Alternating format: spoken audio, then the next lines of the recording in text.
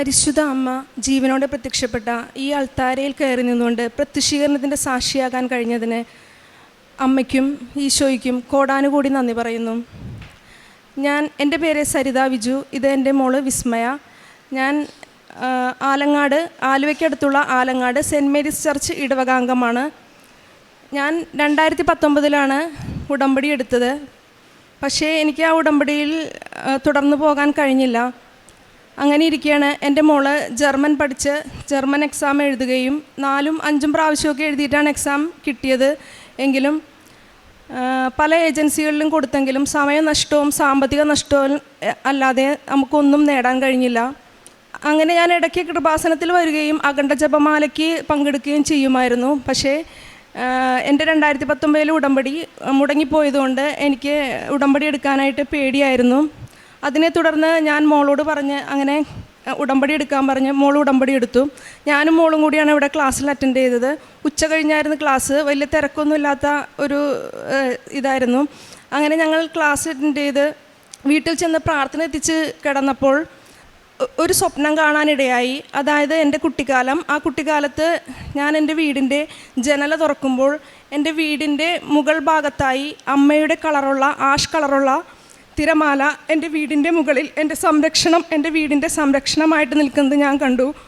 പെട്ടെന്ന് ഞാൻ സ്വപ്നത്തിൽ നിന്ന് ഞെട്ടി ഉണരുകയും അതിനെ തുടർന്ന് ഞാൻ എൻ്റെ കർത്താവിൻ്റെ സംരക്ഷണം ഞാൻ ആലോചിച്ച്, അതായത് ഞാൻ സ്കൂളിൽ പഠിക്കുമ്പോൾ എൻ്റെ അമ്മച്ചി ബൈബിൾ തുറന്നു വെച്ചുകൊണ്ട് എന്നോട് ഇത് വായിച്ചിട്ട് പോയാൽ മതി എന്ന് പറയും. അത് ഞാൻ ഓർത്തു. ഒരനർത്ഥവും നിൻ്റെ കൂടാരത്തെ സമീപിക്കുകയില്ല. നിൻ്റെ വഴികളിൽ നിന്നെ കാത്തുപാലിക്കാൻ അവിടുന്ന് തൻ്റെ ദൂതന്മാരോട് കൽപ്പിക്കും. നിൻ്റെ പാദം കല്ലിൽ തട്ടാതിരിക്കാൻ അവർ നിന്നെ കൈകളിൽ വഹിച്ചുകൊള്ളും. ആ വചനമാണ് എനിക്ക് ഓർമ്മ വന്നത്. അങ്ങനെ ഞാൻ എൻ്റെ മോളെ കൊണ്ട് ഉടമ്പടി എടുക്കുകയും ഞങ്ങൾ രണ്ടുപേരും ഉടമ്പടിയിൽ തുടർന്നു പോവുകയും ചെയ്തു. അപ്പോൾ ഞാൻ വിചാരിച്ച് എന്തുകൊണ്ട് എനിക്കും ഉടമ്പടിയിൽ തുടർന്നു പോയിക്കൂടാ.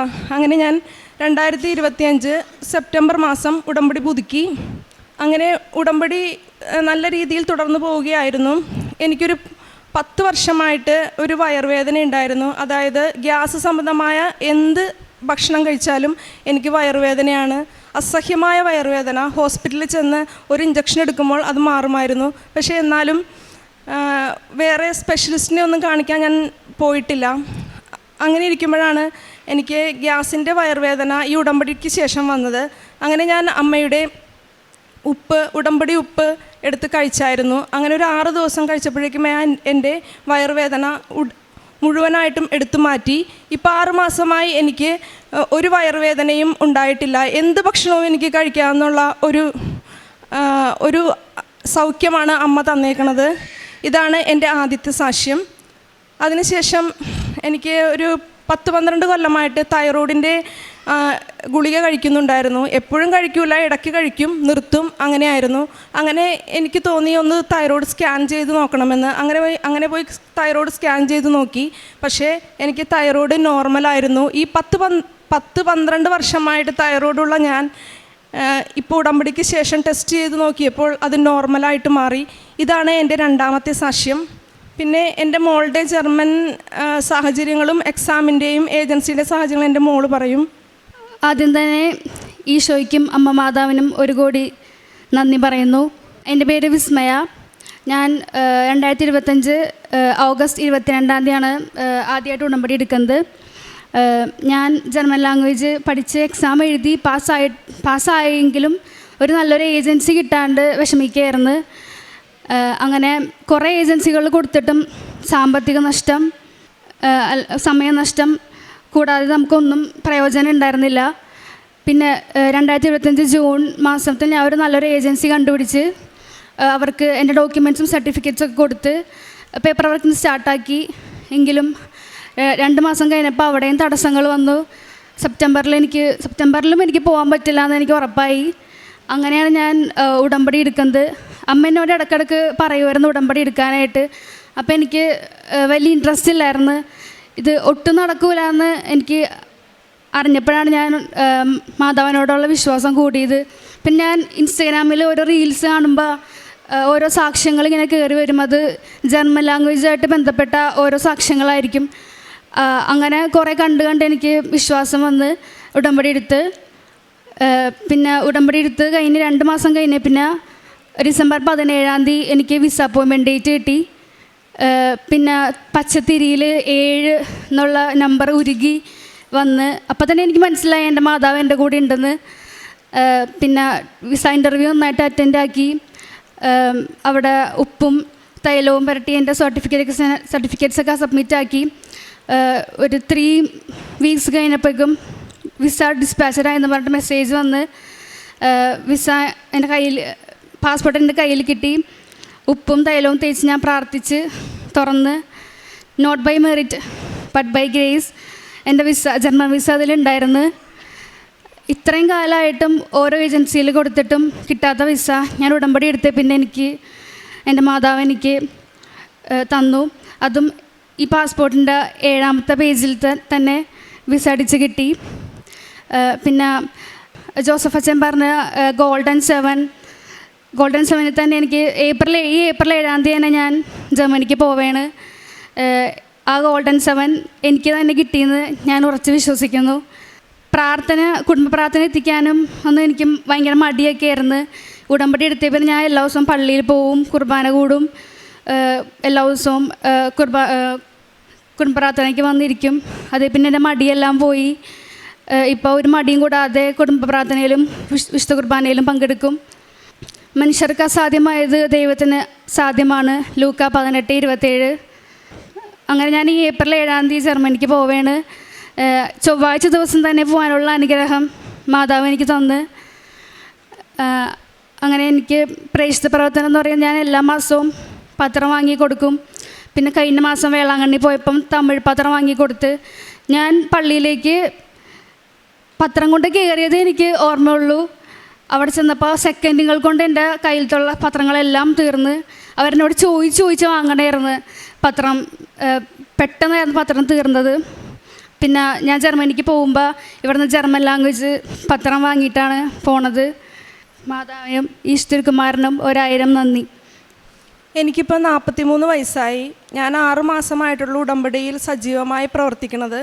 എനിക്ക് ഇപ്പോൾ ഈ ഉടമ്പടി ജീവിതത്തിൽ എനിക്ക് തോന്നിയേക്കണത് എൻ്റെ 43 വർഷം വേസ്റ്റായിപ്പോയി. അതാണ് എനിക്ക് എല്ലാവരോടും പറയാനുള്ളത്. അതായത് ഞാനൊരു മാതാവിൻ്റെ പള്ളി ഇടവക അംഗമാണ്. എങ്കിലും ഞാൻ എൻ്റെ മാതാവിനെ മൈൻഡ് ചെയ്യാറുണ്ടായിരുന്നില്ല. ഞാൻ ഈശോയോട് മാത്രമാണ് പ്രാർത്ഥിച്ചുകൊണ്ടിരുന്നത്. എൻ്റെ മാതാവിനെ ഞാൻ മൈൻഡ് ചെയ്യാറുന്നില്ല. ഇപ്പം എൻ്റെ മാതാവിന് മാപ്പ് ചോദിക്കണ ഈ അവസരത്തിൽ മാതാവിനോട് എല്ലാവരും പ്രാർത്ഥിച്ച ഈശോ വഴിയായിട്ട് എല്ലാം സാധിച്ചു വരും. എൻ്റെ 2019 നിയോഗങ്ങളും ഈ 2025 നിയോഗങ്ങളും അമ്മ ഈശോ വഴിയായിട്ട് സാധിച്ചു തന്ന് മൈൻഡ് ചെയ്യാതിരുന്നതിൽ എന്നോട് ക്ഷമിക്കണമെന്ന് ഞാൻ അപേക്ഷിക്കുന്നു. പ്രേക്ഷിത പ്രവർത്തനമായിട്ട് ഞങ്ങൾ രണ്ടുപേരും പത്രം വാങ്ങിച്ചു കൊടുക്കാറുണ്ട്. അതുപോലെ തന്നെ രോഗികൾ എൻ്റെ ഫ്രണ്ട്സിൻ്റെ അച്ഛനും അമ്മയൊക്കെ പാടില്ലാണ്ടിരിക്കുമ്പോൾ ഞാൻ അവിടെ പോയി കാണുമ്പോൾ അവർക്ക് ഉപ്പും തേനൊക്കെ കൊടുക്കാറുണ്ട്.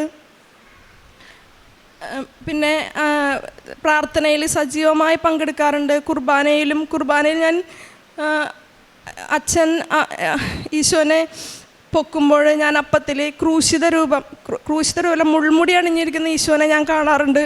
എനിക്ക് അപ്പം അച്ഛന്മാർ എൻ്റെ പാത്രത്തിൽ അപ്പം വെക്കുമ്പോൾ എനിക്കത് ഇഷ്ടമല്ല. ഇപ്പം ഈ 6 മാസമായിട്ട് എനിക്ക് അപ്പം ഉയർത്തി കാണുന്നതാണ് എനിക്കിഷ്ടം. അപ്പം ഞാൻ എല്ലാ കുർബാനയിലും ഞാൻ ഈശോയെ, മുൾമുടി ചൂടിയ ഈശോയെ ഞാൻ കാണാറുണ്ട്.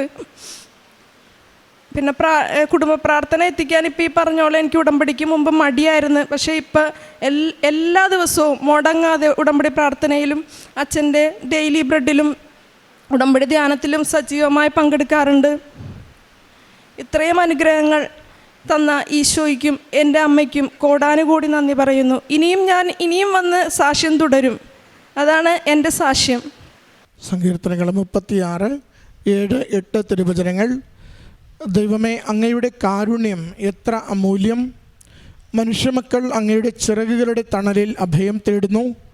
അവർ അങ്ങയുടെ ഭവനത്തിലെ സമൃദ്ധിയിൽ നിന്ന് വിരുന്നുണ്ട് തൃപ്തിയടയുന്നു. അവിടുത്തെ ആനന്ദധാരയിൽ നിന്ന് അവർ പാനം ചെയ്യുന്നു. സരിത ബിജു എന്ന സഹോദരിയും മകൾ വിസ്മയയും പരിശുദ്ധമ്മയുടെ ഉടമ്പടിയിലൂടെ ലഭിച്ച ജീവിതത്തിൻ്റെ പ്രത്യേക അനുഗ്രഹങ്ങളെ സന്തോഷത്തോടെ അമ്മയുടെ തിരുനടയിൽ സാക്ഷ്യപ്പെടുത്തുകയാണ്. ഈ സാക്ഷ്യത്തിൻ്റെ ഒരു പ്രത്യേകത, രണ്ടുപേരും അമ്മയുടെ തിരുനടയിൽ ഏറ്റുപറയുന്നുണ്ട്. ഒന്ന്, ഉടമ്പടി ജീവിതത്തിനൊരു ക്രമം കൊണ്ടുവന്നു, ഉണരുവാൻ ഒരു സമയം കൊണ്ടുവന്നു, പ്രാർത്ഥിക്കുവാൻ ഒരു ചിട്ട കൊണ്ടുവന്നു, എങ്ങനെ വിശ്വാസത്തെ ആഴപ്പെട്ട് ജീവിക്കുകയും മറ്റുള്ളവരുടെ മുമ്പിൽ ധൈര്യത്തോടെ പങ്കുവെക്കുകയും ചെയ്യണം എന്നതിനെക്കുറിച്ചൊരു ബോധ്യം കൊണ്ടുവന്നു. ക്ലേശിതർക്കും ദരിദ്രർക്കും ഉള്ളത് പങ്കുവയ്ക്കുവാനുള്ള ഒരു സന്മനസ് ജീവിതത്തിൽ കൊണ്ടുവന്നു.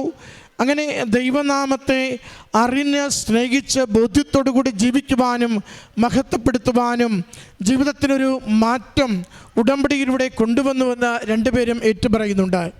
ഉടമ്പടി നമ്മളെ ഓരോരുത്തരെയും നമ്മുടെ ജീവിതത്തെ വിശുദ്ധീകരിച്ചുകൊണ്ട് നിത്യതയ്ക്ക് വേണ്ടി അതിനെ ഒരുക്കിയെടുത്തുകൊണ്ട് ഓരോ നിമിഷവും വിലപ്പെട്ടതാണ്, ഓരോ നിമിഷവും ദൈവത്തിൻ്റെതാണ്.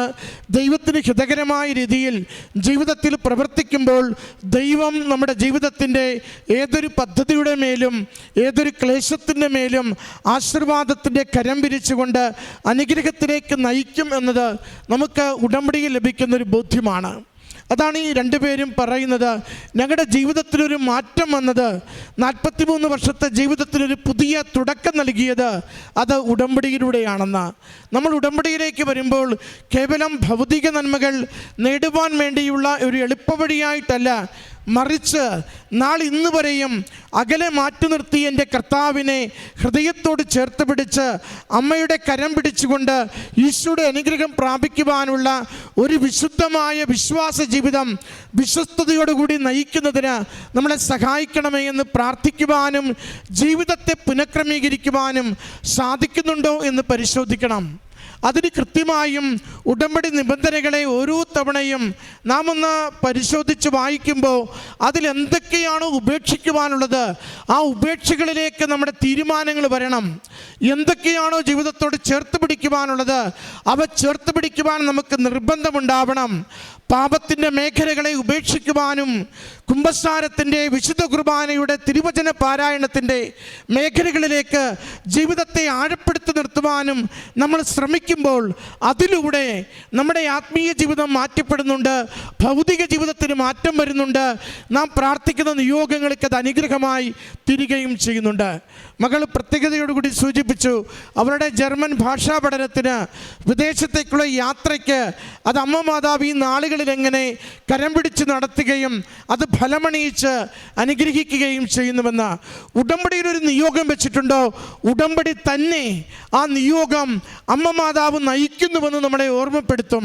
അതുകൊണ്ടാണ് മകൾ ആവർത്തിച്ച് പറയുക, ഗോൾഡൻ 7 എന്ന 7ാമത്തെ പുറത്തിൽ എൻ്റെ വിസ അടിച്ചു വന്നു, 7ാം തീയതി ഞാൻ വിദേശത്തേക്ക് പോകുന്നു, ഒരു ചൊവ്വാഴ്ച ദിവസം അമ്മ എനിക്ക് അതിനു വേണ്ടി ഒരുക്കി തന്നു.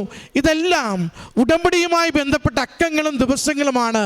ഞാൻ ഉടമ്പടിയിലായിരിക്കുമ്പോൾ എൻ്റെ അമ്മ ഉടമ്പടി പ്രകാരം എന്നെ ഈശോയുടെ അനുഗ്രഹത്താൽ നിറയ്ക്കുന്നുവെന്ന് ഓർമ്മിപ്പിക്കുകയാണ് ചില അടയാളങ്ങളിലൂടെ എൻ്റെ ജീവിതത്തെ അനുഗ്രഹിച്ചുകൊണ്ട്. പ്രിയമുള്ളവരെ, നമ്മുടെ ജീവിതങ്ങളെ ഒന്ന് അമ്മയുടെ കരങ്ങളിലേക്ക് വിട്ടുകൊടുത്തുകൊണ്ട് പ്രാർത്ഥിക്കണം. നാം നടക്കുന്ന വഴികളിലൂടെ ആയിരിക്കില്ല നമുക്കുള്ള അനുഗ്രഹം ഒരുക്കി വച്ചിരിക്കുന്നത്. ദൈവം ഒരുക്കി വച്ചിരിക്കുന്ന അനുഗ്രഹത്തിന് വേണ്ടി ദൈവം ആഗ്രഹിക്കുന്ന വഴികളിലൂടെ, ഒരുപക്ഷെ അത് അനുരഞ്ജനത്തിലൂടെ ആവാം, അത് ഒരുപക്ഷെ പാപങ്ങൾ ഉപേക്ഷിച്ചുകൊണ്ടാവാം, ഒരുപക്ഷെ ചില ആർത്തിയുടെ മേഖലകളെ, ചില ജീവിതത്തിൻ്റെ പ്രവൃത്തികളെ ക്രമീകരിച്ചുകൊണ്ടാവാം നമ്മൾ ദൈവത്തിൻ്റെ അനുഗ്രഹത്തിന് വേണ്ടി നമ്മളെ തന്നെ തയ്യാറാക്കിയെടുക്കേണ്ടത്. ഉടമ്പടിയിലാണോ അനുഗ്രഹം ഉറപ്പാണ്, ഉടമ്പടിയിലാണോ ജീവിതം ക്രമപ്പെടുത്തണമെന്നത് നിർബന്ധവുമാണ്. ജീവിതം ദൈവസന്നിധിയിൽ വിശുദ്ധീകരിക്കുമ്പോൾ ദൈവം ഒരുക്കി വെച്ച പദ്ധതികൾ നമ്മുടെ ജീവിതത്തിന് അനുഗ്രഹമായി മാറിക്കൊണ്ടിരിക്കും. ഈ കുടുംബത്തിന് ലഭിച്ച ഈ ജീവിത ബോധ്യങ്ങൾക്ക്, ആത്മീയ അനുഭവങ്ങൾക്ക്, ഭൗതിക നേട്ടത്തിന് അമ്മ മാതാവിനും തിരുക്കുമാരനും നന്ദി പറഞ്ഞുകൊണ്ട് കരങ്ങളടിച്ച് ഈ സാക്ഷ്യം നമുക്ക് സമർപ്പിക്കാം. അത്യപൂർവ ദൈവാനുഭവങ്ങൾ ഇനി നിങ്ങൾക്കും സ്വന്തം. ഈ യൂട്യൂബ് ചാനൽ ഇതുവരെ സബ്സ്ക്രൈബ് ചെയ്തിട്ടില്ലെങ്കിൽ ഇപ്പോൾ തന്നെ സബ്സ്ക്രൈബ് ചെയ്യുക. ഈ വീഡിയോ ഇപ്പോൾ തന്നെ നിങ്ങളുടെ സുഹൃത്തുക്കൾക്ക് ഷെയർ ചെയ്തുകൊണ്ട് കർത്താവിൻ്റെ പ്രേക്ഷിതരാകുക.